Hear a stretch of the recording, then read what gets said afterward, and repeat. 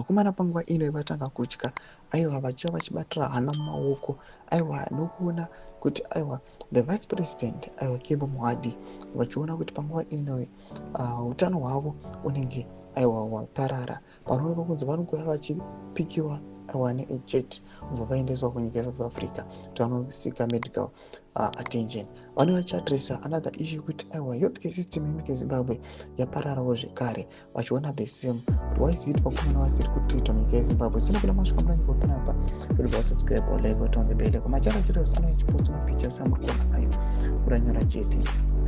I am following a report which I have not been able to verify. Yet that Kembo Muhadhi is being elected to a South African hospital. He is currently en route. Muhadhi was seen at the Heroes Acre with a black mask. These days, he is strictly wearing mask. Our healthcare is dead. Toma tipelomedza changopinda chiona kuti aiwa our vice president Kembo Muhadhi vanoonekwa kunzi aiwa utano hwavo aiwa hwanyanya kuparara, achionekwa kunzi ari kuramba akapfeka face mask.